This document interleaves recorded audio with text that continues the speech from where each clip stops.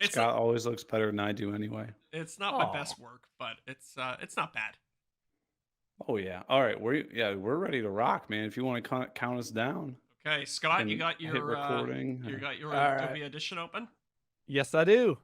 All right, here we go, boys. Three, two, one, go. Good evening, everybody. There it is. Right off the bat, get the voice crack going. Welcome to Off the Cut episode 24, which is respectfully dedicated to the food of the day. I have no idea what this is. Coffee milkshakes? But I know for my two friends up in Canada, today's better known as Tuesday, July 26th, 2022. And that's right. Tonight, it's not just Jack. It's Mhm. not just Zach joining me from the great white north. We've got fellow Canadian woodworker, content creator, and if you don't mind me saying, one of the most handsome men I've had the pleasure of meeting this month. Scott Walsh is with us tonight, everybody. Thank you for the kind words. Oh, yeah. So No, so I'll get this one right out of the way. yes, Yes, please I do. lost my Yes, voice. okay. How? So bear with me. Dude, I don't know. Just woke up that way? I don't know. I just so hey, we had a lot going on last week, but for sake of brevity, so we're not just listening to me talk for an hour, um, I'm gonna do the hyperlapse story. We got some cherries. My sister has always says that she's been like allergic to cherries, but she eats them anyway. We were eating some cherries, and she's like, "Man, my throat's starting to like swell up or whatever." I'm like, "You're crazy. I'll take those cherries home." She was fine. Um, but then the other day, I was like on like Saturday, I saw the cherries in the fridge, and I was like, "Yeah, I'm definitely gonna be eating these cherries." Mhm. And so I ate like a couple handfuls of cherries, and then several hours later, I was like, "Man, my throat feels kind of puffy." But I never had I don't know, it's like it was weird. It's like I almost had like a small allergic reaction, Mhm. but then the next couple days I've had like a sore throat. Right. Okay, so So I have no idea if it's related to the cherries or not. I think we need to do a science experiment. We need to get a third person who doesn't have Spenceley DNA to sample Yeah, the cherries and see if they I'm too out of get. cherries. You ate them all. Well, yeah, they're in the fridge. Of course I ate them all. These cherries are making me feel horrible, but I'm gonna just finish them off real quick. Maybe you got listeria or something. That's what I'm Yeah, I don't wondering. know. Is it just like bad Spenceley genes being allergic to cherries, or is it just bad cherries? You know, some sort of contamination on them, maybe a little bit of pesticide didn't get washed off them. Well, allegedly they were organic. That's just a marketing term. We all know it. Yeah, Yeah, I I think know. a lot of the time organic means that they just use older, more harmful pesticides instead of Those are the like. ones that aren't quite as pretty. Yeah, Like, they don't have exactly. that super, super bright red sheen to them. They're Yeah. like, "Oh, mark these bad boys down as organic." Yeah.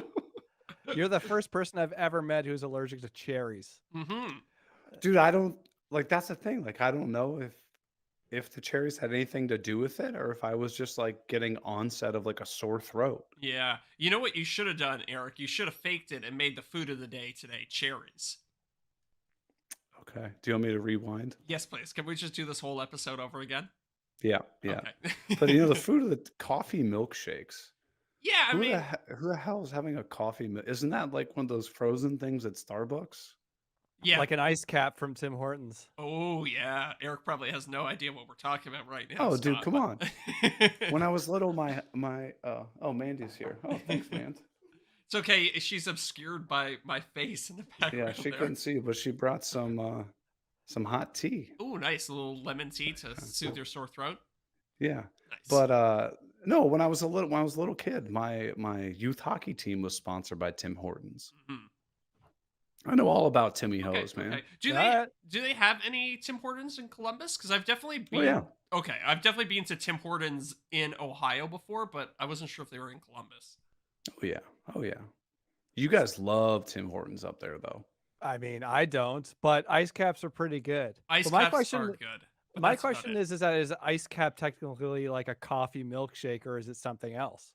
Oh, okay. So here's my Ooh, theory, I don't Scott. know. I think a coffee milkshake must be made from coffee ice cream, and an ice cap is Mm. more of a blended ice drink. I mean, anything coffee and dessert is just wonderful to me. It's So true. sign True. me up. Yeah. Coffee cake, love it. Yeah. I could go on all day about all my favorite coffee drinks. Yeah. I mean, I go to bed at night thinking of my morning cup of coffee as I'm going to bed. So So, I guess you probably already know this, Scott, as a listener, but Eric here is maybe also allergic to caffeine. We haven't really got to the bottom of it. Yeah, I think that's a strong word, but yeah, no, I don't partake in the caffeine game. Yeah, it just doesn't agree with him. oh, well, that's fine. I didn't start drinking coffee until I was like 25 or something. I can't remember when. Yeah, same How here. old are you now? Are you our age? I don't know how old you guys are. I'm 30. I'm 31. I'm Okay. 34. I'm the elder statesman in the room. All right, Oh, Grandpa. I just turned 34 recently, and I guess Eric, you just turned 30 now. Yeah, I come just to turned think of it. 30 a couple weeks ago. Oh, baby, it's oh, all downhill happy from belated. I know. Thank you. 30 is. I'm still not over it, and it was like a couple years ago now. I What if think my voice is like this for the rest of my life? That's just getting old, man. I think you could lean into it. You could it could be like your thing on YouTube. You're like the YouTuber with the permanently lost voice. Permanently lost voice, permanently lost viewers. I don't have a lot on there. You were, God, you were in a screamo band during your 20s, and your voice is done. Yeah, I know. I never had vocal coaching, and I just lost yeah. it. That does It's a happen to thing. people. Yeah, totally. Oh yeah, a lot of singers get larynx surgery because they didn't sing properly. I think it happened to Miley Cyrus actually recently.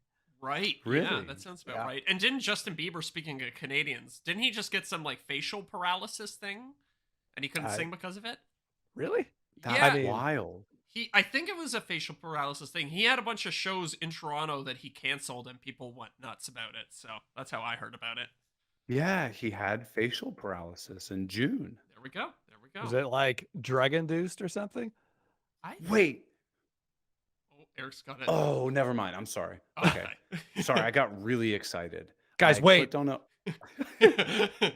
Go on. Okay, thank you. I clicked the article and it said due to Ramsey Hunt, but it actually says Ramsey Hunt syndrome. Okay. So I thought, have you guys heard about this dude? Is in like Texas or something that he allegedly has like the scariest, what am I looking for? Like haunted house around Halloween and stuff. Oh. Have you heard about this dude? No. This guy, no. okay, this guy, I gotta look him up. Haunted house. Scariest. So this guy is an absolute psychopath. Okay, it's called McCamey Manor, Okay. and it's an apparently it's in Alabama. So if you Google McCamey Manor, Do they have lots basically of what French fries happened- there? I don't know. But, I so- see what you're doing there, Scott.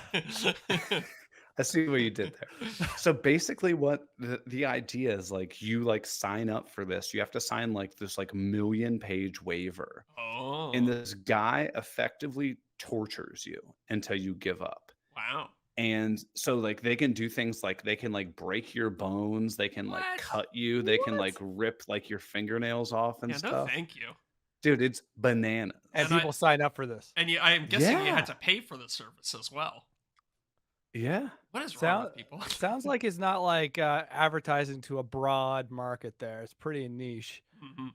But the thing is, like, I guess there's like year-long waits Really? for people to like get in on this. And they had like a whole thing on Netflix about it. It's on a show called Dark Tourist, Oh, I've and seen that also show. Okay. Haunters, the Art of the Scare. Okay. Good to But know. here's the thing, is he allegedly doesn't get paid for this. Like, you don't pay to get in, you just have to bring a bag of dog food.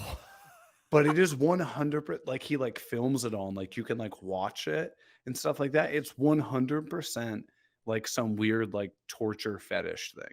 And do you have to Crazy. eat the dog food that you bring? Yeah. I don't know. Or is he like a really good guy and it's like he gives it to like a local dog hospital or something, or dog? I think that's what he says he does, but dude, I don't know. This is wild. You've Yeah. got to check it out. Wow, crazy. Not at work though. Not safe for work. Yeah, definitely not. Have you guys ever seen the TV show Nathan for You? No. No. Who? Okay, never mind. It's a very funny TV show, and one of the premises of one of his episodes is that he goes and helps like an old haunted house by making it so scary that somebody sues the haunted house, and then he uses the press from that to generate more sales for the business. But the way he does it is by faking one of the people working at the haunted house being really sick and giving a contagious disease to one of the people who who comes through it. So he like picks the person up as soon as they get out of the end of the haunted house, takes them to the hospital, and like there's a bunch of people in hazmat suits, and then at the end of that he's like, okay, now you're actually leaving the haunted house. That's nuts. So every episode, does he use the same tactic every time and it gets him again? No. So every episode is him going to different small businesses and doing like consulting for them and helping them like increase their sales through like these crazy cockamamie schemes. It's a really good show if you could. That's a nice word, by the way. Yeah, cockamamie. Yeah, don't get to use that one too often, but I enjoy it. Put that one on my resume. Mm-hmm. Well, speaking of resumes, we're 11 minutes in. We haven't said our Scott, and patrons. for the people who live under a rock and don't know you, give people Sure. the overview. What do you do? All that kind of stuff. So, and then plug yourself so they can find you too. All right. So I am on YouTube. My channel is my name, Scott Walsh, and I am a woodworker. I've been woodworking for, I don't know. I didn't have like a start date for my Yeah. woodworking. Yeah. It was Yeah. like sometime when I was a teenager. Yeah. So I can Oh, say you beat like me. 15 years ago or something. But like back then, I used to do weird stuff like Like build. dovetails. No, not that, not that crazy. Yeah, But good so answer. I'm a musician, and my instrument is drums. And so when I was a teenager, I like really wanted to build my own drums. That'd be 'cause I was cool. like, I could build skateboard ramps, therefore I can build drums, Yeah, right? yeah, Yeah, yeah. that's Similar attainable. process. So like, all through high school, keep in mind I wasn't very popular. I was in Join my the dad's club. garage, Same. like buying veneer and figuring out how to press raw veneer into cylinders Mhm. without any gaps in between the plies and trying to get it super round so that Yeah. it's like if you measure like from edge to edge and then you measure from like 90 degrees, like it's not off by like it's not an oval basically. Does it need to be symmetrical for the sound to be right? Oh yeah. Okay. Yeah, definitely. If it's an oval, then it's gonna sound like Just sounds like poop. trash. Okay. Oh yeah. Okay.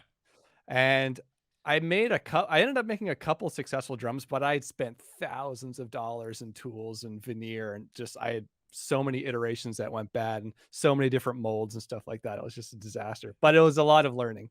Yeah. And even when I was a teenager, I did build some items of furniture as well. And then I moved to a new province here in Ontario and didn't have a shop for several years until after college. And then I got a shop again and I've been slowly building furniture and stuff again. And then I discovered YouTube and I was like, I'm tired of woodworking. I'll just make YouTube content about woodworking. It's easier.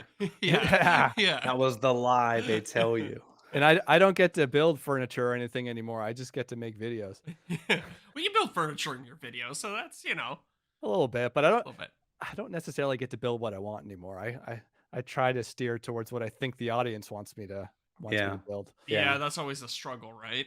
Yeah. And I guess I'm on Instagram as well. I really don't pay much attention to Instagram. I'm really bad with it. And I think after hearing with what happened to Eric's account, Oh, I'm not dude. exactly enthusiastic about pursuing that platform anytime soon. Fair enough. Fair, Lost a fair. lot of money. Yep. Oh, I can't even imagine. And I mean, I feel a lot more secure as with YouTube as a platform. So Yeah, you can actually contact them. can you?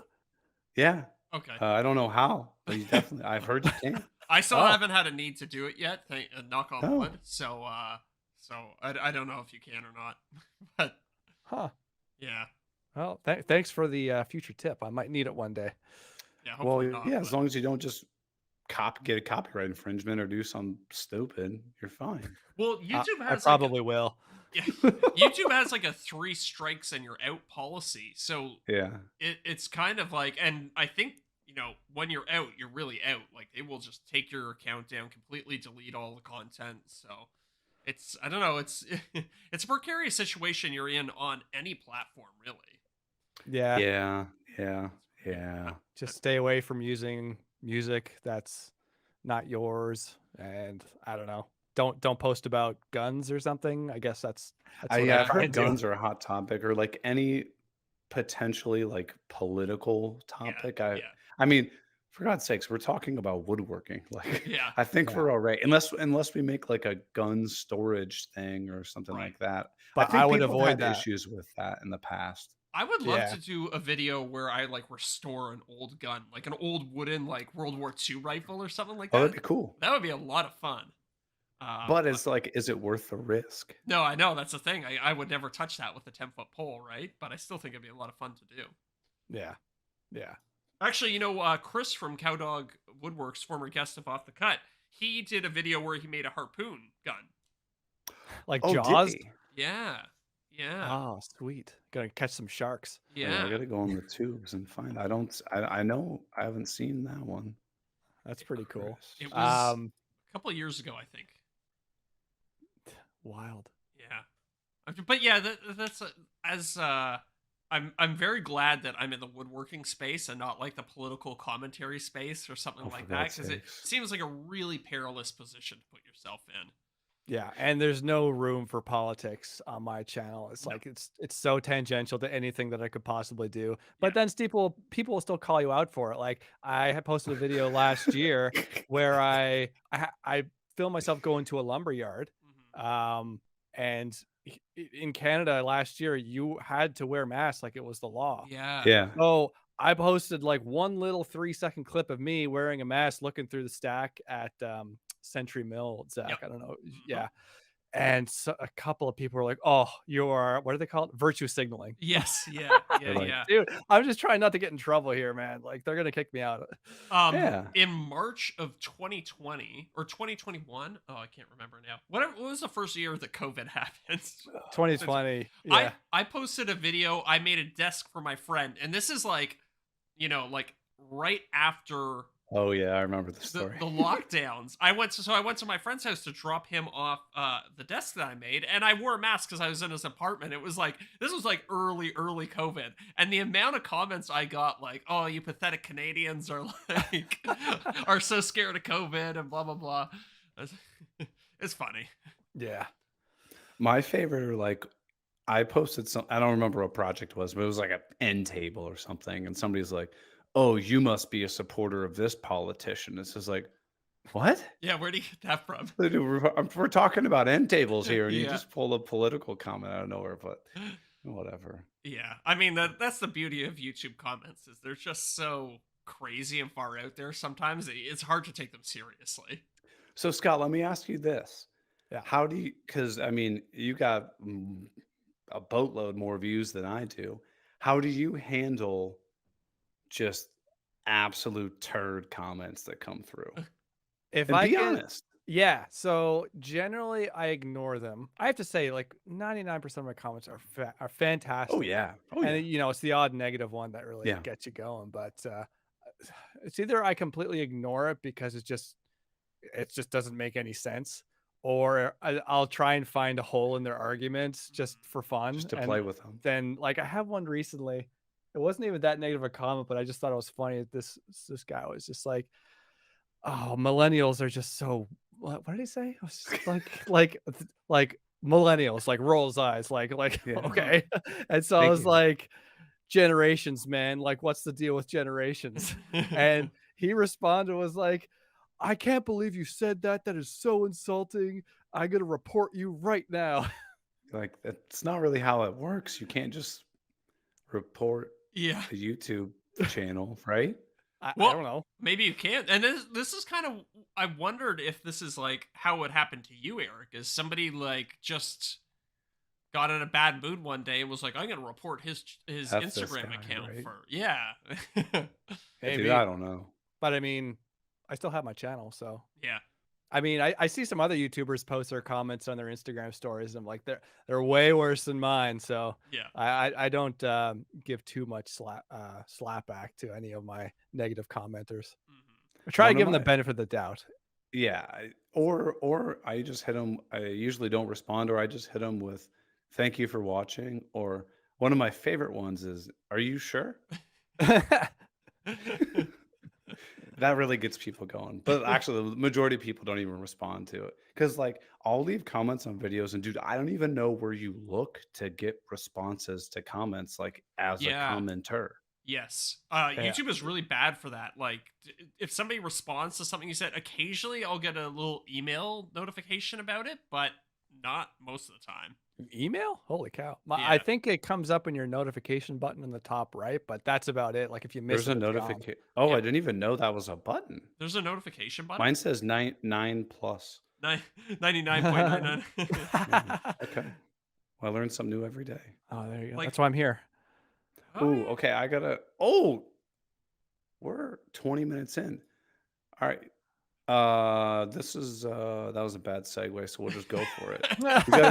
We got a new patron this week. Oh boy. Zach, do you know our new patron? No, I've been incredibly busy. I haven't had a chance to look at Patreon.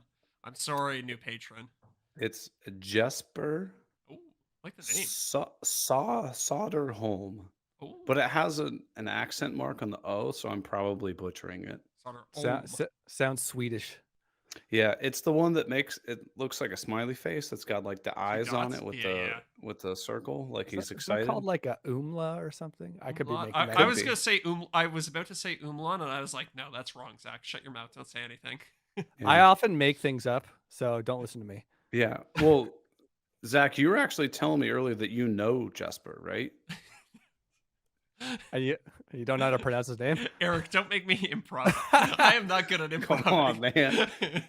I thought you were gonna go with the gag and make up a story. I about him. know, but I'm Let's bad say at that. improv. I need to. I know. Oh, I see what you're doing. Yeah. Yeah. I'm sorry, Jesper. I just. All right, Zach. At least tell us who our returning top tier patrons are. Okay, we got Scott Eastman. Oh yeah. We got Corey Duvall, Mm-hmm. and I've forgotten the other one. It's not Mark Holmes, is it? No, that's what you said last week. I know, because Mark Mark Ohms actually left the voice message for us on Anchor, by the way. He's the first person. Oh yeah, we got to bring that up. He's the first person to utilize this. Oh my god, why can't I not get this last name? Oh, they're gonna cancel. I'm so sorry.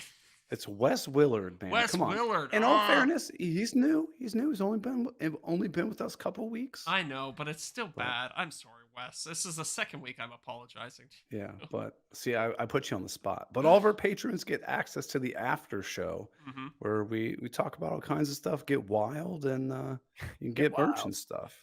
But speaking of patrons, should we play our first voice message? Yes, I would really. Okay, so I hope this comes through. Is it a question or a comment? I have hope it's a no question. idea. Yeah, we're. Hopefully, he doesn't just say a bunch of horrible Hey, stuff. Zach and Eric. Mark Holmes here, calling you from Pittsburgh. Had a question for you that you actually touched on a little bit last episode, and it's regarding media kits. I was wondering if you could just go into a little bit more detail about kind of information you put in them, especially how you developed them when you were maybe a little bit smaller, just starting out, what kind of packages you put together, and details like that, pricing structure, how you develop that as well. But thanks, guys. Appreciate it. Sweet. Okay. Scott, do you have a media kit put together yet? No. Okay.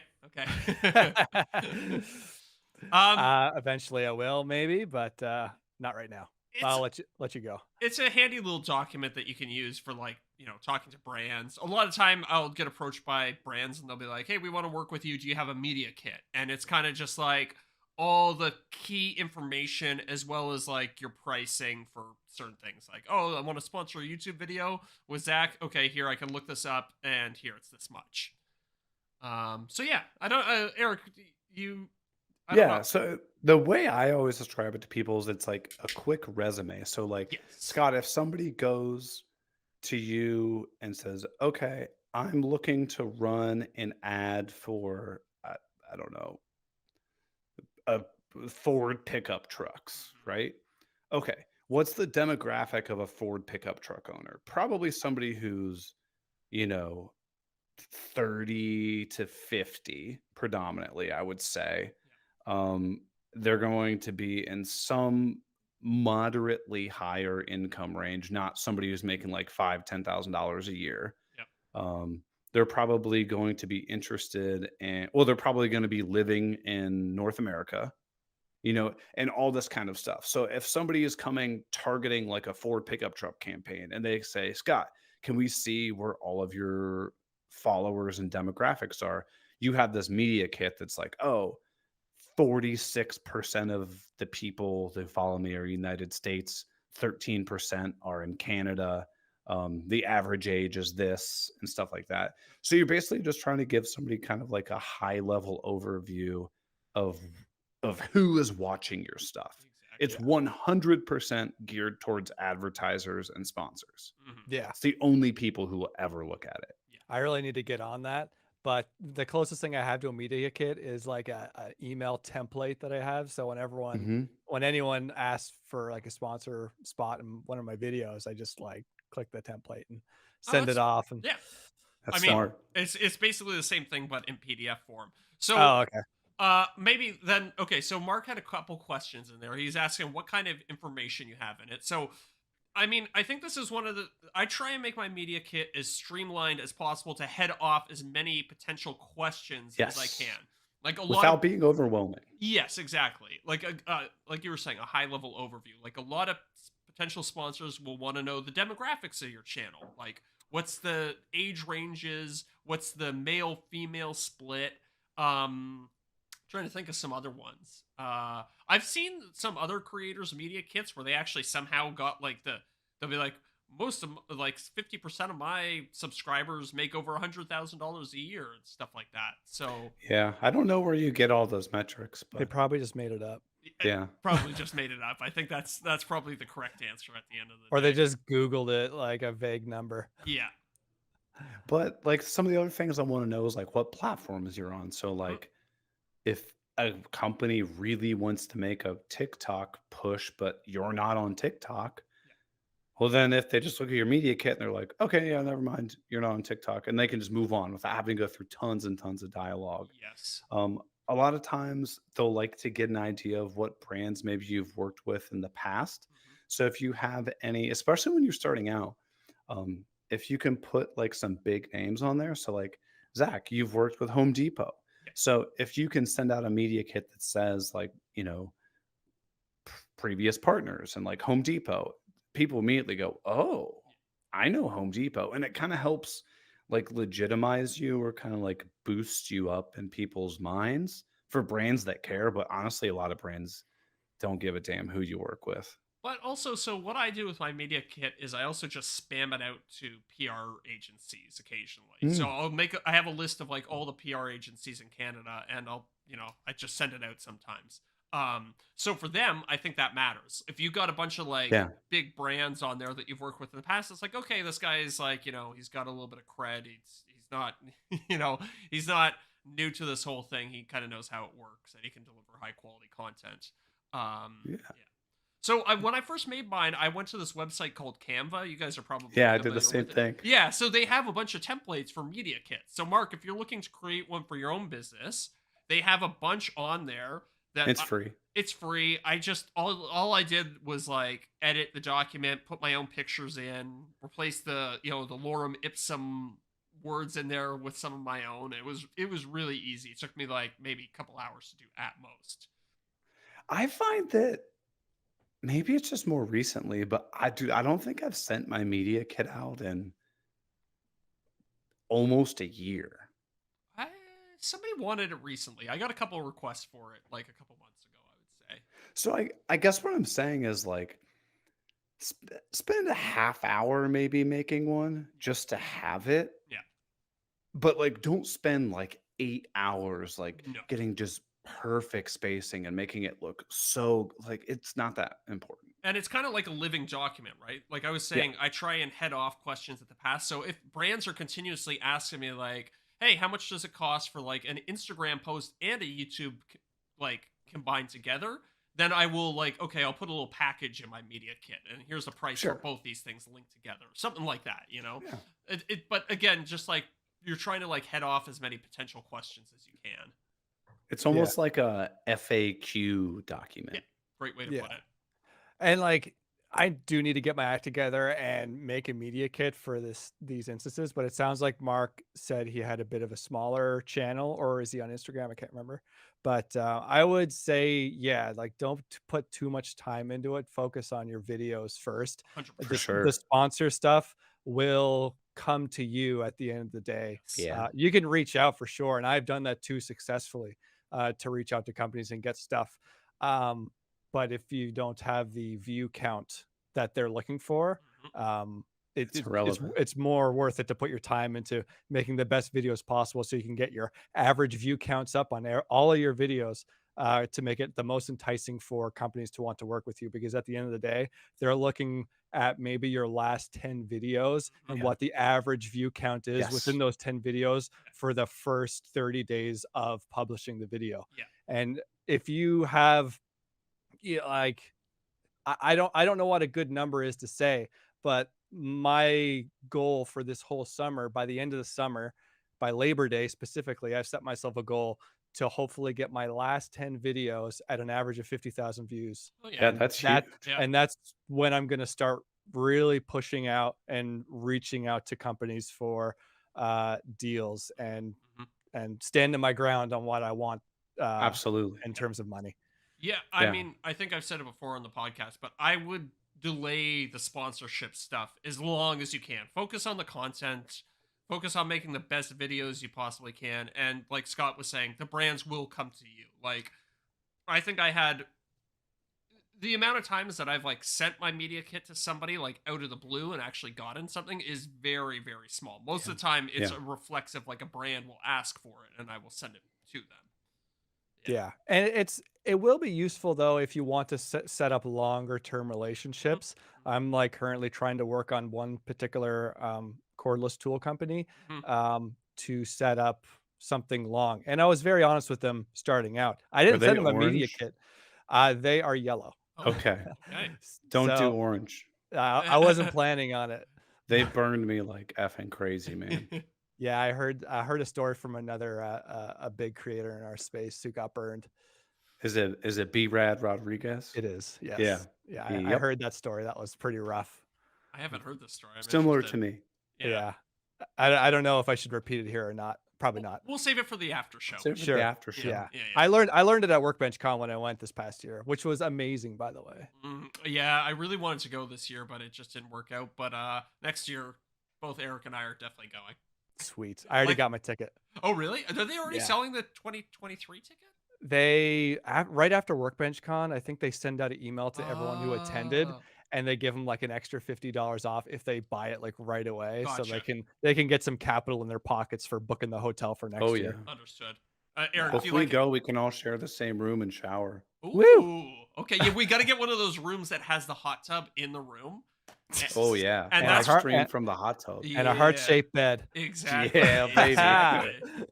Ooh, getting me all hot and bothered. Hey, do you guys Woo. think that there's a company out there that makes heart-shaped beds, or is it like strictly a custom thing?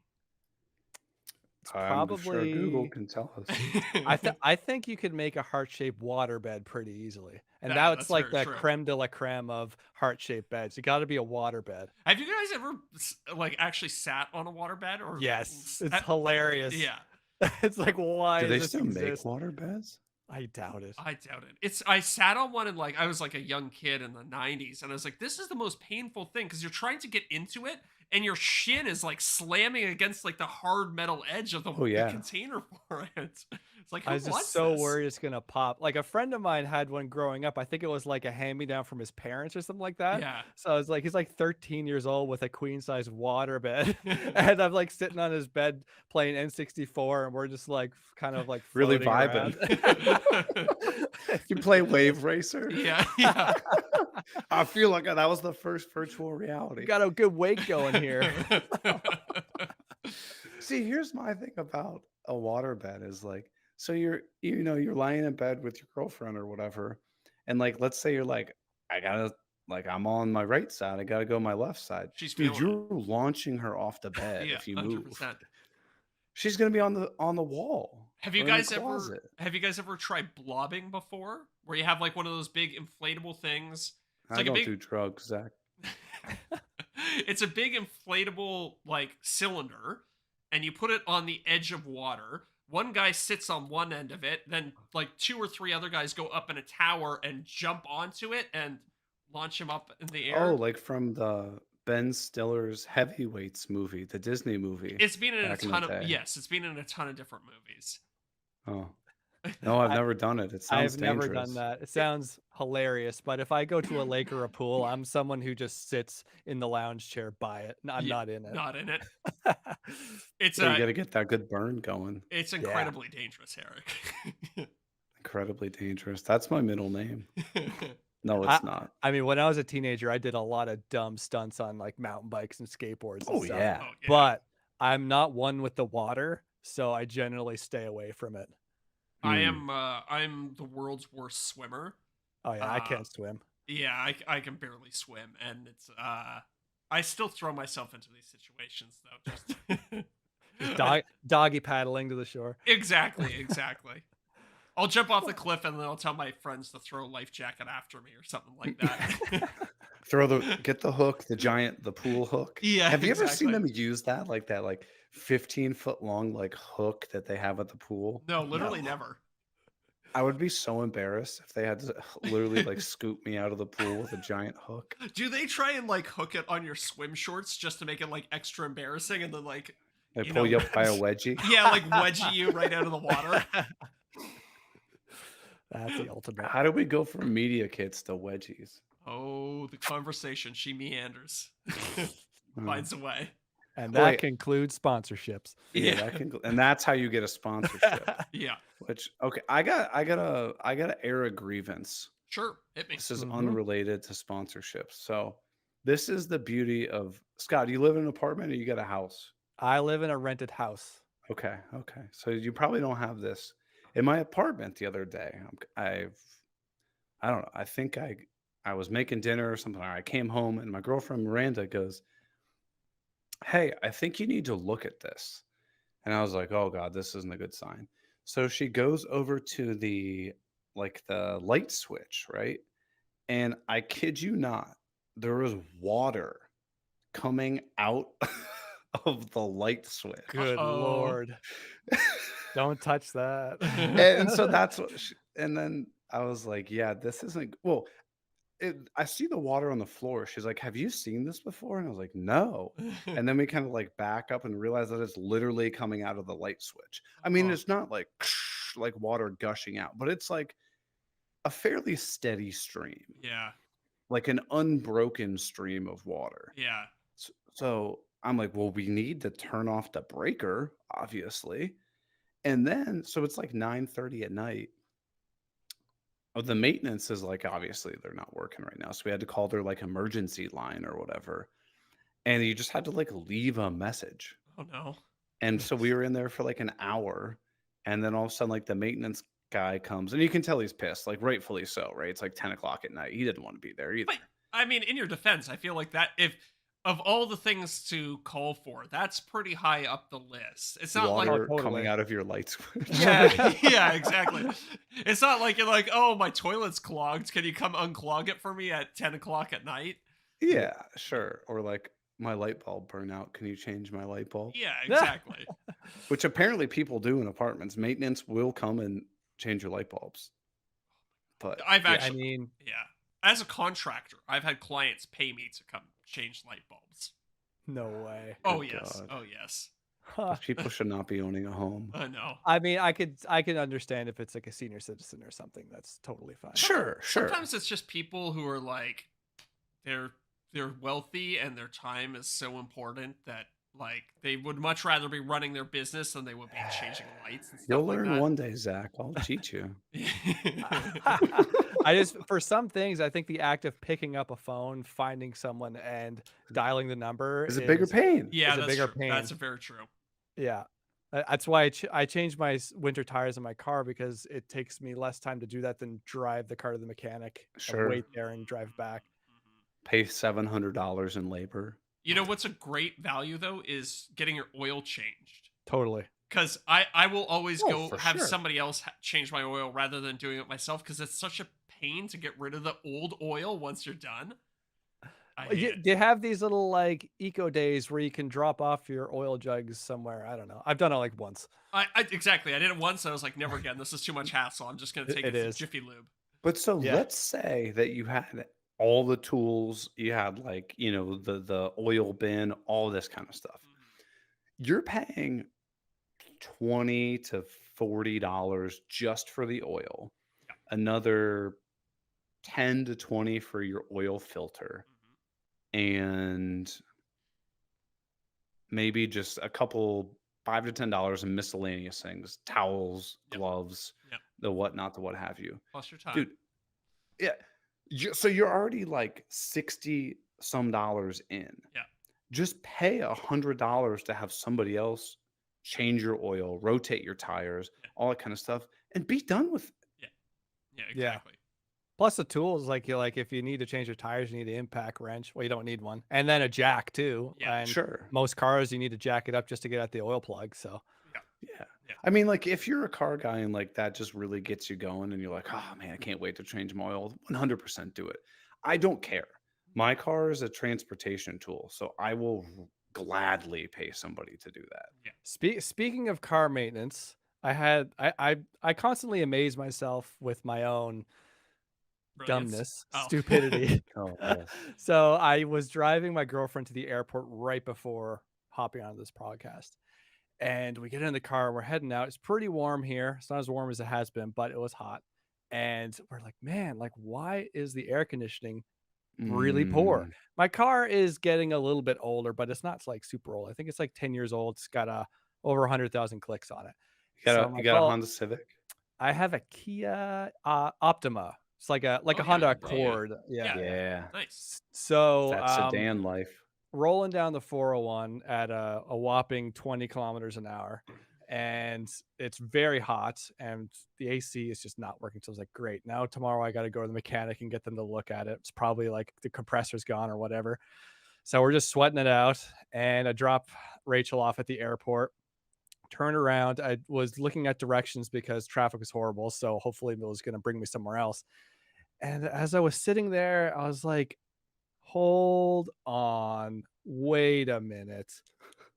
Oh no. There is an on button for the AC, You're just running the fan. and it's not on. That's Oh, just man. great. Oh yeah. Being So there anyway, my before. drive home without Rachel was much more pleasant. Because of the air? Yes, Yeah. just because of the air. Yeah. Clarify yourself, Scott. We don't Yeah. want you getting in trouble. I'm sure your You girlfriend know- is you an know avid she's gonna listener. listen. She probably was the one that's like, Sky, you got to check out these guys' podcasts. Yeah. Yeah, You're gonna love exactly. this. Yeah, Scott, She's your videographer, isn't she? Doesn't she help film you? she film? does. She's Oh, really? amazing. Oh So wow, that's awesome. yeah, my girlfriend Rachel, she is an actor by trade, or actress, Mhm. and she has so many great ideas. When she's not like super tech savvy, so like I did photography a lot in high school, so I taught her how to use the camera. Yeah. But when it comes to like having her help me film my talking head segments or whatever, she has tons of ideas of how I can make it sound more natural, more authentic, more funny, put emphasis here and there where it's like, wow, I never would have thought of that. I have a teleprompter. If you don't know what a teleprompter is, it's like a device that sits in front of your camera. It has like a two-way mirror, so your camera can kind of see through it, but you can see the words of your script. So using a teleprompter makes you really efficient when filming because you're not stumbling over words and Yep. ums and ahs and whatever, and therefore makes the editing process go really fast as well. But the problem with the teleprompter is it's really easy just to dead stare into the camera, read it word for word, and lose all total emotion Yeah. and Yeah. any Yeah. sort of sense of authenticity. Yeah. So Rachel gives me tons of great ideas for making everything sound natural again, and just makes it more fun to film as well because I don't have to keep getting up and hitting the camera and going True. back and realize I didn't Oh. record. And True. yeah, so Dude, the I would setup's getting love- complicated now. Got a couple layers to it, like a couple Yeah, different cameras. I Angles. gotta make sure the teleprompter's rolling and gotta make sure the mics are on. We were recording yesterday and I forgot to turn the mic receiver on. Oh, dude, I've done that so many times. It was the Yeah. first time I ever did it. Oh, I do it regularly. I got a teleprompter, but I don't use it that often. I've tried to make a couple talking head videos and they just haven't done that well. So I basically whenever I'm in the shop, I'm just winging it. Yeah. I used to always do it until I just started getting frustrated in the editing process, and it was just taking too much time. So Yeah. I'm really good friends with John Cesaro from Lincoln Street. Him and Yeah. I were chatting every day. We have another friend, Suman. I think Suman got a teleprompter first. He's like, guys, you have to get the teleprompter. I was like, okay, fine. John got one, and I still dragging my feet. And John's like, this is a game changer. It's making filming so much more efficient. So I ended up getting it. First couple of videos were pretty rough though. I was just like a robot there. But I don't know. Talking to the camera to me is like the most important thing for me to work on. Like the script is important, but for me, trying to be natural and Yeah. act like it's not a script, but it totally is, because I can't talk very well off the cuff, off the cut. That's where it came from. Ah, Yeah. so wait, I shouldn't be here. No, this is scripted. Believe it or not. Well, it's right in front Line. of me. Yeah. What am I supposed to say next? Line. But no, so what I've started doing is like, because I've noticed that in my videos, I'll do like small talking parts, kind of like as I'm working on a project. Like I'll hit maybe like 20-30 seconds of talking like between a step. Yeah. That way I don't really feel like I'm like scripting. It's just kind of like, okay, I completed this step. Like, what am I going to do next? And I can do that. But when I do my voiceovers, I do script them out. Oh, of But course. I keep going back and forth between scripting them and just writing like bullet points. Oh yeah. Because sometimes when I do bullet points, it'll just be like, I'll just write like CA glue painter's tape trick. Mhm. And then I'll just be like, okay, boom. And I can like talk about it, exactly what it is. And it comes off a little more natural, other than like, and then I cut this over on the table saw to 2 inches. Like, that's just awkward and nobody wants to hear that. And the problem that I faced and I'm trying to get over is writing things properly versus writing things how I'm going to say it. And it sounds obvious when I say it, but when you sit down and you work all day and you write emails properly and Yeah. write in proper sentences, Yeah. it's really hard to just Yeah. write it as you're going to say. So I'll write in like, I'd like to do this like this, but this and this, but this. And it's like one huge paragraph with no punctuation, because Yes. that's how I talk. Yeah. Yeah. Yeah. And But so reading off the teleprompter is actually pretty easy. Writing in your own voice is actually a skill that you kind of have to build. I had to work on that for a long time. I would like write these scripts and they'd be like, I would go back to read them and be like, oh, this is super unnatural and doesn't feel right. So I had to kind of like, I don't know, build up a little bit of skill. Like, okay, normally you pause after you say a big long sentence. So incorporate a little pause here and like all these little things that you do it 100 times and you start to build up a little bit of muscle memory for it. Yeah. I've also found that just talking like you talk is not only well, it's easier because it's more natural, and like you don't have to be like, I press record and now transform into this other person. It's just like, this is how I talk. Yeah. Well, not usually like this, but Yeah. you know what I mean? It's just like, Well, like if you showed it to a friend, they'd be like, yeah, that's how Scott talks. that's the Eric I know. But it's like Scott was saying, like as soon as you deviate away from your how you would normally talk, then you get into robot voice really quick, Yeah. right? Because you're not Yeah. speaking your own words anymore. You're kind of just adapting on the fly. You're reading somebody else's dialogue. And then you trip over stuff too when it's totally. not your like inflections and the way you talk about things. Yeah.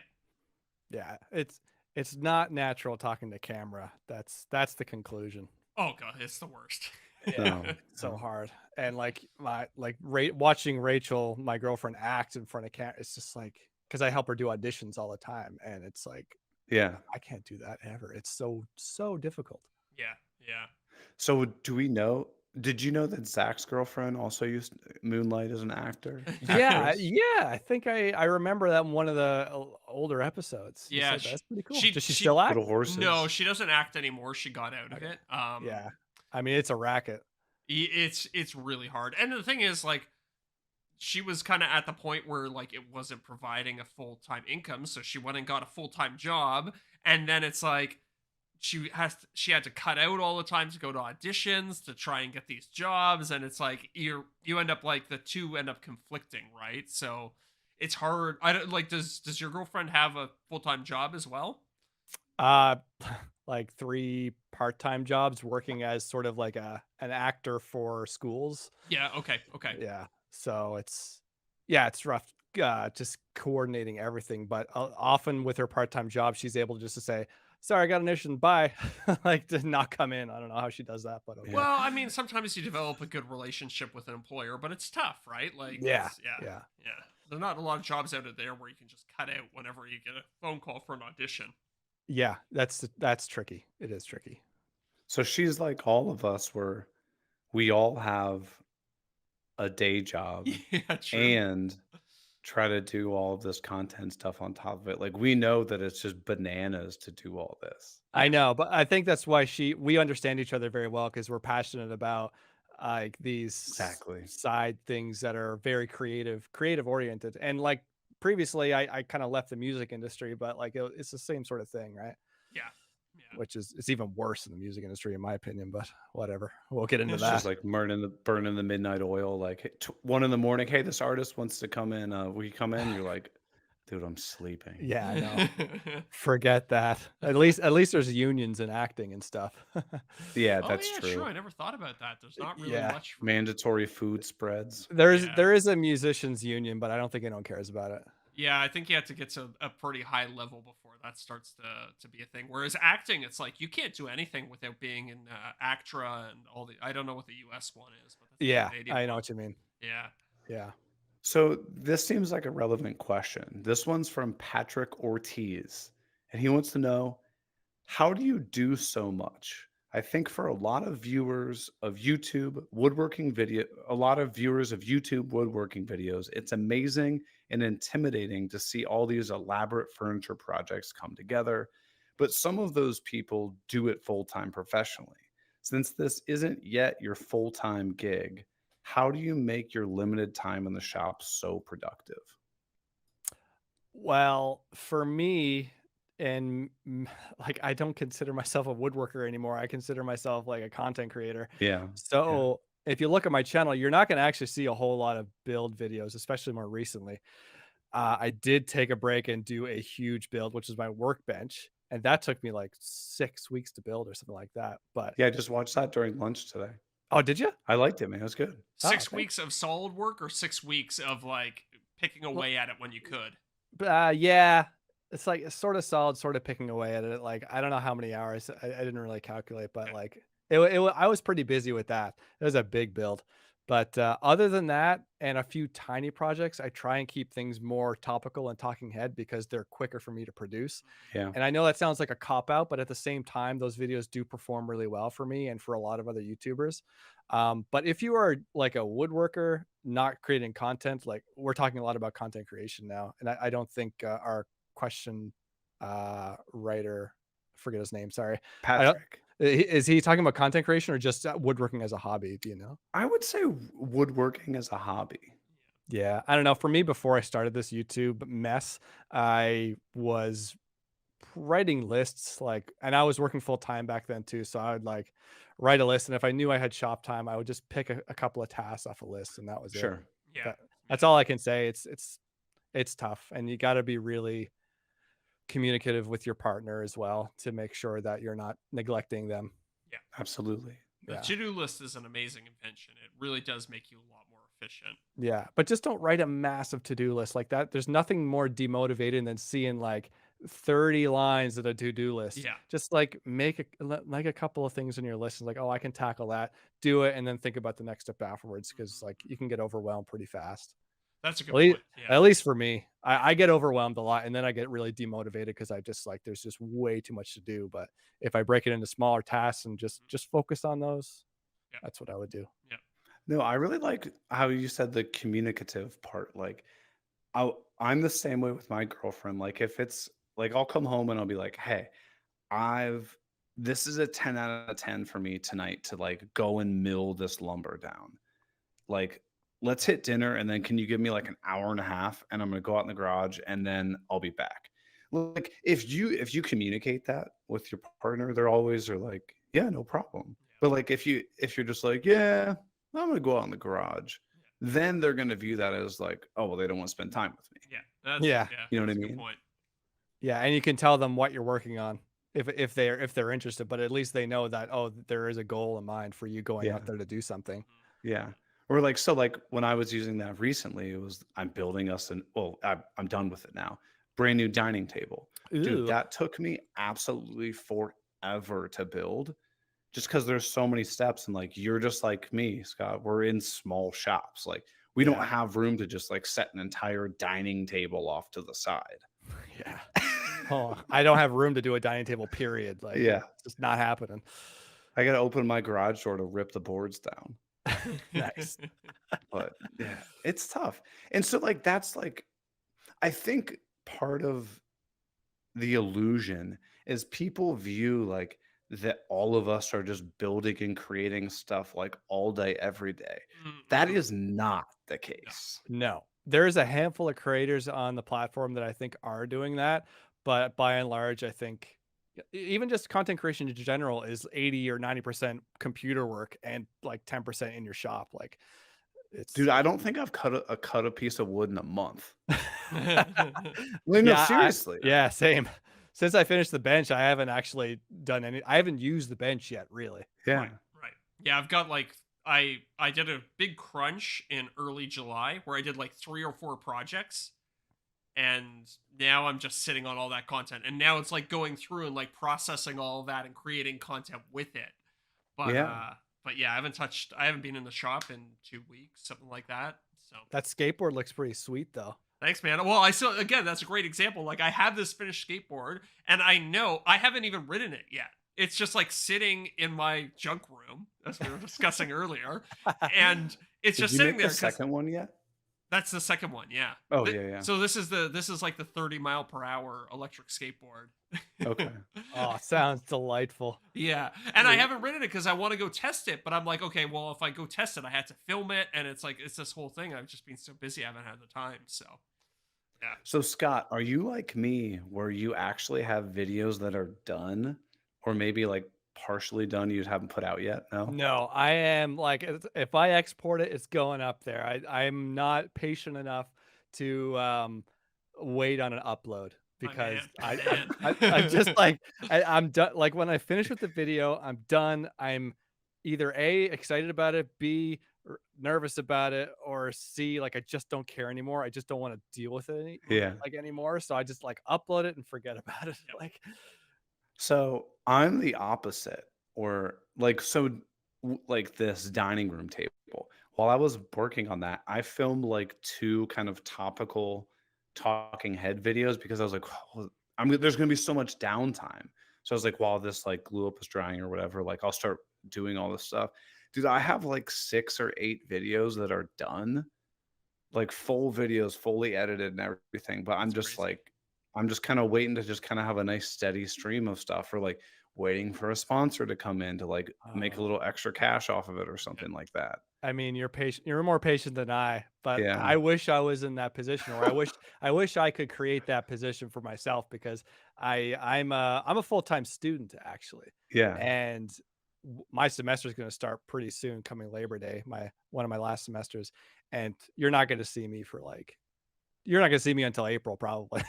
Yeah. And yeah, if you look at my channel, there's evidence of that too, where I can't produce content for like sometimes 2 or 3 months at a time. Like there are big gaps in my channel that Yeah. are not healthy for a channel at all. No, but it's healthy for you. Yeah. And that's what's way more important. I mean, school's not really healthy for me, but okay. I mean, it's just like this isn't your full-time gig yet. So like it's okay if you take a break. Yeah, I mean, maybe one day it will be, but Yeah. I gotta focus on my education first. Yeah. So what are you going back to school for? Well, I decided when I was like 25 to go back to school for engineering, and it Oh took yeah. like a year or two to make that happen. And now I am in my last couple of semesters. Right So on. Right yeah, on. I only Yeah, have I did 5 more courses. engineering back in the day. Nice. Yeah. What kind are you? I forget. I think you said that, but I forget what field you're in. Industrial and systems engineering. Okay.